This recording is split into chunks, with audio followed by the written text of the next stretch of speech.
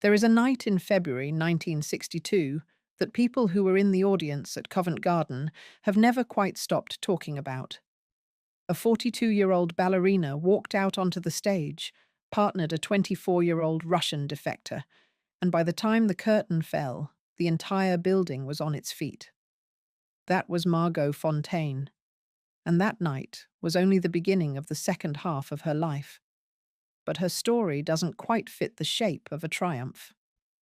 Because while the world watched her become a legend, something else was quietly happening offstage. A husband the establishment found deeply alarming, a revolution on a shrimp boat, a gunshot, and a remote cattle ranch at the end of an unnamed road in Panama.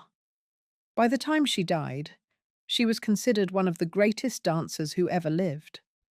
She was also nearly penniless, and had spent the last 25 years of her career dancing not for love of the stage, but to pay someone else's bills. Segment 7. The girl from Reigate who became a legend. Margaret Evelyn Hookham was born on May 18, 1919, in Reigate, Surrey. Her father, Felix Hookham, was a mechanical engineer, quietly British and steady in the way that certain men of that era were steady. Her mother, Hilda, was something more complicated. The daughter of an Irish mother and a Brazilian father, a woman with a gift for seeing what her daughter might become and a determination to make it happen. Hilda started Margot on ballet lessons at the age of 4 in a small dance school in Ealing. It was not, by the standards of the time, an unusual thing to do with a girl child. What was unusual was the girl herself. There was something in the way she moved, a stillness between movements, a quality of listening with her body, that her teachers noticed before she was old enough to understand what they were noticing. When Margot was 8, her father accepted a position as chief engineer of a tobacco company in China, and the family moved to Shanghai.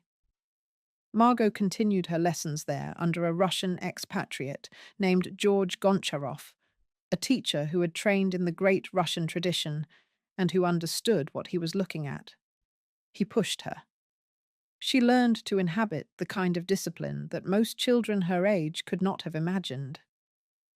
She was 14 when her mother brought her back to London, not to go to school in any conventional sense, but to build a career.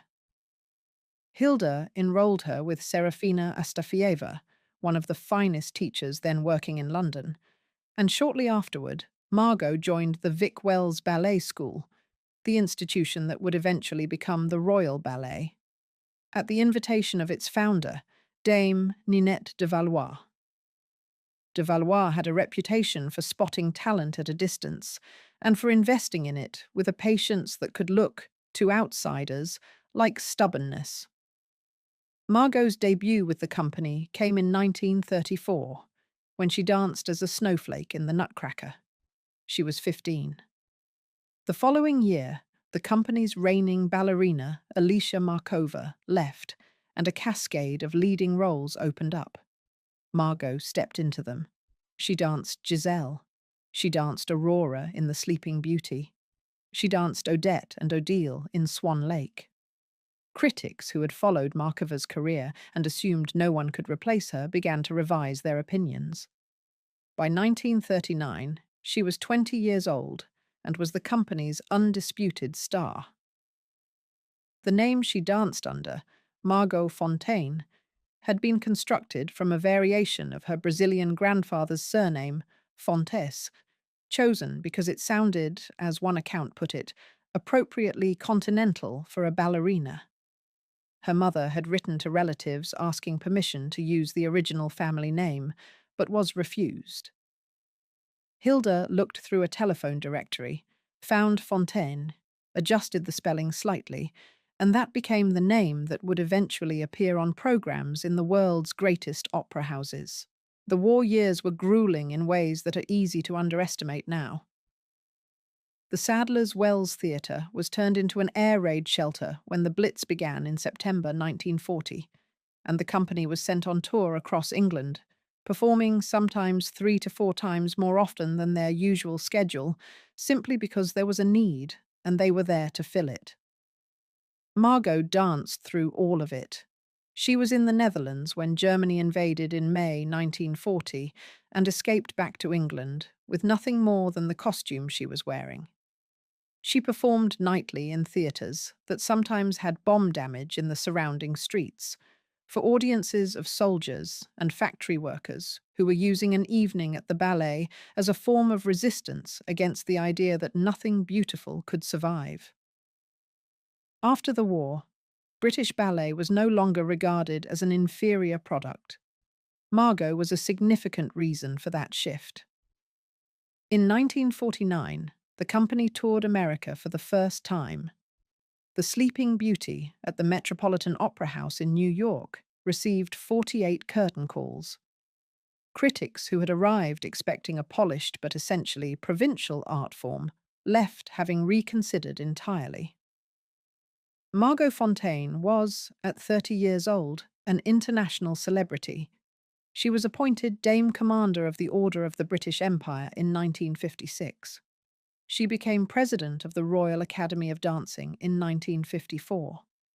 Sir Frederick Ashton, the company's choreographer, created roles specifically for her: Ondine, Daphnis, and Chloe, symphonic variations. Roles that seemed to be written in the particular grammar of her body. By the early 1950s, there was a broad assumption in the ballet world that Margot Fonteyn was approaching the natural end of her performing career. Ballerinas did not typically sustain careers at the highest level, much past their mid-30s, and Margot was already 35 when she did something that surprised almost everyone who knew her. She got married. And the man she married was not the safe, predictable choice that the people in her life had perhaps hoped for. He was charming, well-connected, and spectacularly unsuited to anything resembling a quiet life. Understanding who Tito Arias was is essential to understanding everything that came after. Segment 6. Roberto Tito Arias, the charming complication.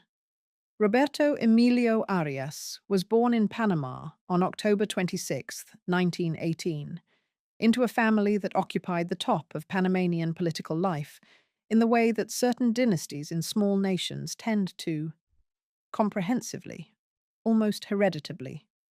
His father, Harmodio Arias, had served as president of Panama. His uncle, Arnulfo Arias, had also been president. Tito himself was educated at the Peddy School in New Jersey and then at St. John's College, Cambridge, which is where Margot first encountered him in the late 1930s. He was 19. She was about the same age. They danced together at a party, and something was registered on both sides, though neither acted on it. What Tito became over the following years was a man of extraordinary surface appeal and rather more turbulent depths. He edited his family's newspaper, La Hora, through the 1940s. He served as a diplomat and eventually as Panama's ambassador to the United Kingdom. He was tall, well-dressed, socially effortless, and possessed of the kind of easy confidence that comes from growing up in a family that has always been powerful. He was also, by multiple accounts, a compulsive womanizer, a man who could be deeply attentive to a woman and almost simultaneously arranging to be somewhere else entirely. When Tito re-encountered Margot in the early 1950s, he had already been married once, had 3 children from that first marriage, and was in the process of extracting himself from it. He had encountered her again on a tour she was making and, even before his divorce was finalized, began pursuing her with the same focused energy he applied to everything else that interested him.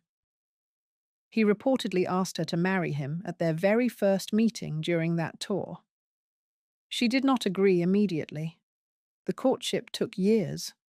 Margot was not naive. She was aware of his reputation. But he was persistent, and there was something about him she found genuinely compelling. The combination of political significance and personal recklessness, the Cambridge education worn lightly, the ease with which he moved between worlds.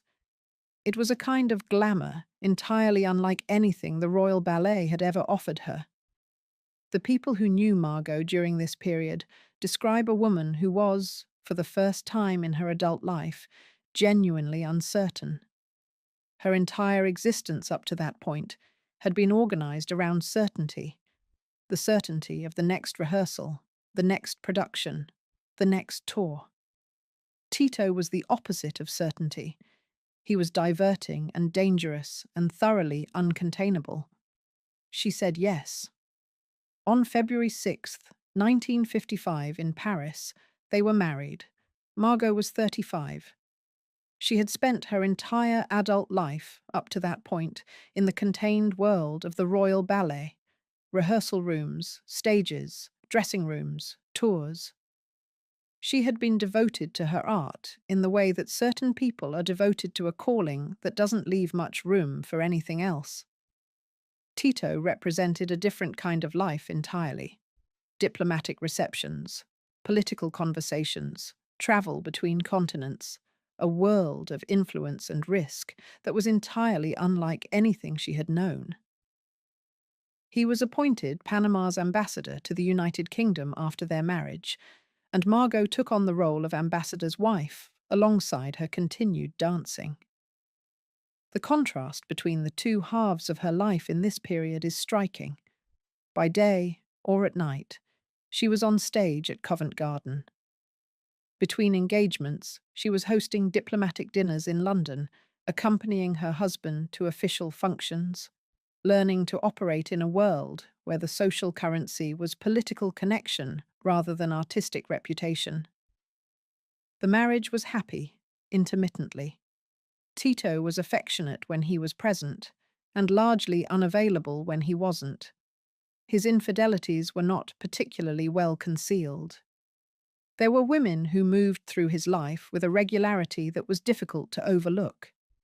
Among them was a Panamanian socialite named Annabella Vallerino, who by multiple accounts functioned as a shadow presence in Tito's life for years, appearing when Margot was away on tour and disappearing before her return.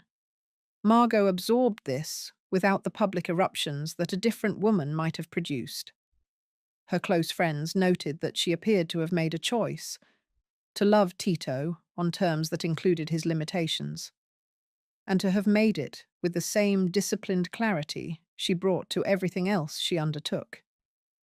She probably did not foresee 1959, but 1959 was coming regardless. Because Tito Arias was not merely a diplomat with complicated personal habits. He was also a man who had twice attempted to overthrow the government of his own country, and in 1959, he tried again. This time, he took his wife with him. Segment 5. The Revolution on the Shrimp Boat. In January 1959, the political landscape of Latin America had just been upended. Fidel Castro had come to power in Cuba at the beginning of the year, and the effect on the rest of the region was immediate and electric. Across Central and South America, men with political ambitions and access to certain kinds of support began to recalibrate their calculations. Tito Arias was one of them. He had resigned as Panama's ambassador to Britain in 1958, following a falling out with President Ernesto de la Guardia Jr. By early 1959, he had arranged a meeting with Castro in Havana and secured support, men, arms, and the general blessing of the Cuban revolutionary government for what he planned to describe as a nationalist uprising against the Panamanian government. Margot knew about it. She was not a passive bystander. British government documents declassified in 2010 confirmed that Fonteyn was herself complicit in the operation, not reluctantly swept along, but actively aware of and involved in what her husband was planning. She had confessed as much to the British ambassador to Panama during a prison visit, and the Foreign Office agreed to keep her statement confidential. The operation itself, when it came, was something between a military action and a farce. On April 26, 1959, Tito and Margot went out on their yacht, the Nola, ostensibly for a fishing trip. The real purpose was to rendezvous with a supply vessel loaded with weapons. When local fishermen noticed what was happening and reported it, the whole scheme began to unravel almost immediately. Tito attempted to transfer to a shrimp boat called the Elaine to escape. Margot stayed with the yacht and used it as a decoy before eventually surrendering to authorities. She spent the night in a Panamanian jail. She was deported to New York the following day after 24 hours in custody. The deported ballerina, the world's most famous dancer, photographed in the custody of Panamanian officials. The images ran in newspapers from London to Buenos Aires. Tito fled to the Brazilian embassy and was eventually allowed to leave the country. The armed force he had assembled, backed by Cuban troops who had landed separately on the Panamanian coast, was quickly overwhelmed by the Panamanian National Guard, with American support. 87 invaders surrendered in early May and were repatriated to Cuba. The charges against Tito and Margot were eventually dropped. They returned to Panama. Tito was reappointed as ambassador to Britain in 1960, a development that says something about the particular dynamics of Panamanian political life, that the man who had just attempted a coup could be back in a diplomatic role within the year. In Britain, the scandal had a complicated reception. There were people who found the whole episode disqualifying.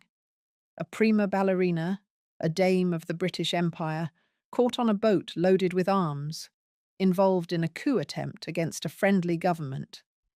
There were others who, perhaps unfairly, found it faintly romantic. The press accounts of the time described her as loyal, as devoted, as the kind of woman who stood by her man even when her man's plans were shambolic. The more frank assessment, which not everyone was ready to voice, was that Margot Fonteyn had allowed her husband to draw her into something that could have ended her career, her freedom, and quite possibly her life, and that she had done so with her eyes open. The ballet world held its breath. And then Margot got back on stage. Because what else would she do? But the 1959 revolution, for all its drama, was not the moment that changed Margot Fonteyn's life most permanently. That moment came 5 years later, and it came from a single gunshot. Segment 4. The shot that echoed for 25 years. By 1964, Tito Arias had rebuilt his political career. He stood for election to the National Assembly of Panama and won. His profile remained high, partly because of his own considerable charm, and partly, it must be acknowledged, because being married to Dame Margot Fonteyn gave him a cultural cachet that no purely Panamanian politician could easily match. She was a genuine international figure. He moved through the world, partly in her reflected light. On June 8, 1964, a few weeks after his election, and before he had even taken his seat in the assembly, Tito Arias was shot 5 times by a man named Alfredo Jimenez, a former political associate. The motive was not entirely clear in public. Accounts at the time described it as politically motivated, though the circumstances were widely understood to involve more complicated private grievances. Arias was hit multiple times. He survived, but the damage to his spinal cord was catastrophic. He was left a quadriplegic, unable to walk, unable to speak clearly, dependent on constant care for the rest of his life. Margot was in London when it happened. She flew to Panama immediately, and within days had arranged for Tito to be transported to the National Spinal Injuries Centre at Stoke Mandeville Hospital in England, where she supervised his rehabilitation personally. She would rise before 6 in the morning, travel to the hospital to oversee his care, and then catch a train to London for rehearsals before returning to the hospital at night. Within 2 weeks of the shooting, she was back on stage. Not because she had recovered from the shock. not because the emotional weight of what had happened had lifted, but because she needed the money, because the medical bills for a quadriplegic husband, requiring constant specialist care and ongoing rehabilitation, were enormous, and Margot Fonteyn was the person who was going to pay them. The National Spinal Injuries Centre at Stoke Mandeville was among the finest facilities in the world for what Tito needed. But that level of care had a cost. There was no family fortune to draw on. There was only her. Over the following months, she maintained a schedule that most people half her age would have found impossible. She would travel to the hospital at first light, spend the early morning hours overseeing Tito's therapy, take a train to London for rehearsals or performances, and return to the hospital at night. She was in her mid-40s. She was dancing on a foot that had developed arthritis. She was also, by every account, giving performances during this period that ranked among the finest of her career, as though the pressure of what was happening off stage was somehow being channeled into an intensity on stage that she had not had access to before. And she paid them for the next 25 years. The woman who had planned, by her own account, to stop performing at 35, danced until she was 60. The title of Prima Ballerina Assoluta, bestowed on her by the Royal Ballet in 1979, the year of her retirement, was an honor genuinely earned. But the reason she kept dancing that long was not purely artistic ambition. It was a set of medical bills and a husband in a wheelchair, and the stubborn refusal to stop doing the one thing she knew how to do. There is a detail from these years that those who knew the situation well have mentioned repeatedly. During Margot's absences on tour, Annabella Vallerino, the woman who had been part of Tito's life for years, would move back into the household. She would leave again before Margot returned. This arrangement continued even after Tito's injury. Margot was aware of it. She said nothing publicly. Whatever private accommodation she had made with this fact, she kept to herself. She took Tito with her on tour when she could. She spoke for him when he could not speak clearly for himself.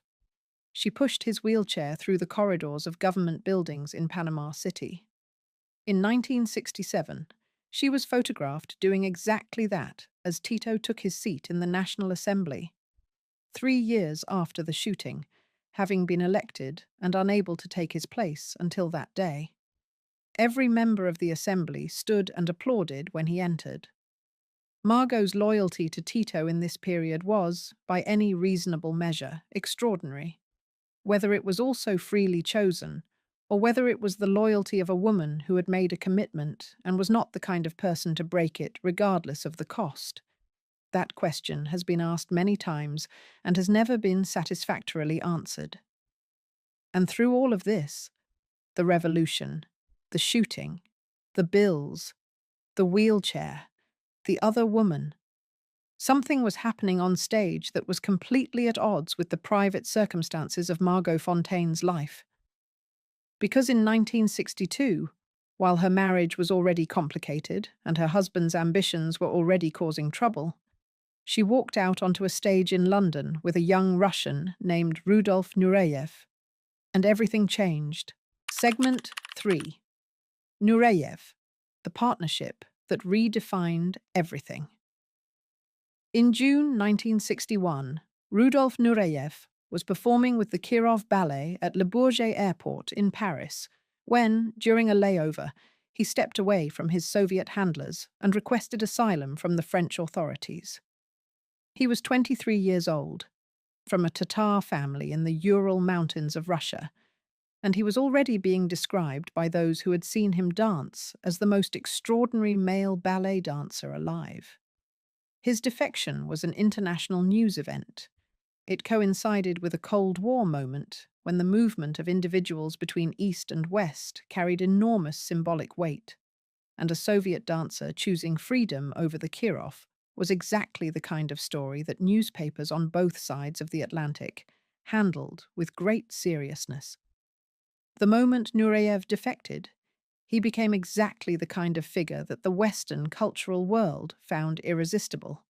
Young, unruly, brilliantly talented, genuinely dangerous in the sense that beautiful, unpredictable things are dangerous. He was not easy to manage.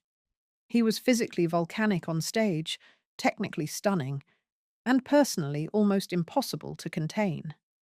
His ego was considerable, and his sense of personal rules was minimal.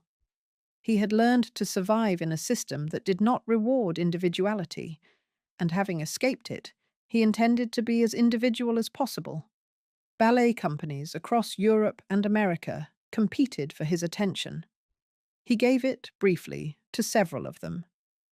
Ninette de Valois invited him to dance with the Royal Ballet, and she invited him to dance with Margot Fonteyn. Margot had reservations. She was 42. He was 23. The age gap was not merely a social awkwardness, but a genuine question about whether the pairing would work in any artistic sense. Whether two bodies trained in such different ways, shaped by such different experiences, could find a common language. She agreed to try, and on February 21st, 1962, they danced Giselle together at Covent Garden. The audience had come curious and left converted. At the curtain calls, Nureyev dropped to one knee on the stage and kissed Fonteyn's hand. The building did not stop applauding for 20 curtain calls. The press reached for the word historic and could not find a better one. What Nureyev did for Fonteyn, and what she did for him, was something that nobody had quite anticipated. His physical energy and wildness pulled something out of her that the more controlled world of British classical ballet had not fully released. Her musicality and precision gave his extraordinary technique a grounding and a shape. Together they were, as Fonteyn's biographer later put it, operating at a level that most dancers never approach. The gap in their ages, rather than being the problem it might have been, became part of the drama. The experienced and the incandescent, finding the same thing in the music at the same moment. Sir Frederick Ashton choreographed Marguerite and Armand specifically for them in 1963, a work so closely associated with their particular chemistry that no other couple danced it until the 21st century. In 1965, they premiered Kenneth Macmillan's Romeo and Juliet at Covent Garden on February 9th. Macmillan had originally conceived the ballet for Lynn Seymour and Christopher Gable, but the Opera House management overruled him and assigned the premiere to Fonteyn and Nureyev. Macmillan was furious. The audience was rapturous. They took 43 curtain calls. Eventually, the safety curtain had to be lowered to encourage the audience to leave the building. The partnership lasted until Fonteyn's retirement in 1979, 17 years in total. Off stage, they were close in ways that generated considerable speculation. Nureyev said, in at least one documentary, that there had been a physical relationship between them. Fonteyn denied it. Her biographer, Meredith Daneman, reviewed the available evidence and came down tentatively on Nureyev's side, though without certainty. What nobody disputed was the depth of the bond itself, the mutual protectiveness, the loyalty that survived everything, including the long stretches of Fonteyn's life when she was in Panama and he was on a stage somewhere else. In 1967, they were arrested together in San Francisco after police raided a party in Haight-Ashbury that they had attended after a performance. The charges were dropped. The photographs of them in the aftermath circulated widely and seemed to belong to an entirely different story than the one that most people associated with the composed and elegant Dame Margot Fonteyn. She was 48 years old. She was also, by this point, funding a level of international touring that was directly driven by the cost of her husband's care. The partnership with Nureyev extended her earning years. It is not a comfortable fact, but it is a true one. Without Tito's medical bills, The Fonteyn-Nureyev partnership might have ended several years earlier than it did.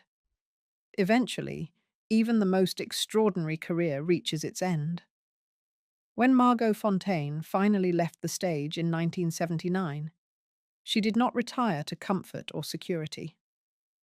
She retired to a cattle ranch on an unnamed road in western Panama, where she would spend the final decade of her life in circumstances that most people who had watched her dance would have found very difficult to recognize. Segment 2. The Ranch at El Higo. The village of El Higo is about 60 miles southwest of Panama City. Getting there from the main highway requires turning onto a rutted, unpaved road that, at the time Margot Fonteyn lived on it, had no name. The farmhouse at the end of that road also had no telephone. The woman who had danced before kings and received standing ovations in New York, London, Paris, and Moscow lived there with 400 head of cattle, 5 dogs, and her paralyzed husband. She had retired from performing in 1979, at 60, when the Royal Ballet honored her with the title Prima Ballerina Assoluta, a distinction given to only 3 ballerinas in the 20th century. It was an evening that those who attended described as genuinely moving. She danced a duet with Frederick Ashton and a tango with her old partner Robert Helpman. The audience knew they were watching the end of something irreplaceable. They behaved accordingly. After that, she went to Panama. What she found there was not the gracious retirement of a celebrated artist. The medical care Tito required was expensive and continuous. The finances were consistently strained. Tito himself was difficult, restless despite his physical limitations, given to deciding without notice that he wished to travel to another country and requiring elaborate and costly arrangements to make that possible. Margot, by all accounts, managed all of it without complaint. She had made her choice, and she kept it. There was something that several of those close to her noted with a certain careful phrasing, that for all the obvious cost of her devotion to Tito, she had also found in his dependence on her something that she needed. She had spent her entire life being the one who was watched, evaluated, judged by the angle of her line and the precision of her timing. In Panama, she was simply the person who looked after things. A friend who visited her in those years described a woman who appeared, despite everything, to be at peace in a way she had not always seemed on stage. She raised cattle. She wrote her autobiography. She coached young dancers when companies invited her, occasionally flying to New York or London to work with American Ballet Theatre or the Royal Ballet, and then returning to Panama with the same quiet purposefulness with which she did everything. She hosted the occasional visitor. Nureyev came when he could, despite his own relentlessly packed schedule, as both a performer and, from 1983, the director of the Paris Opera Ballet.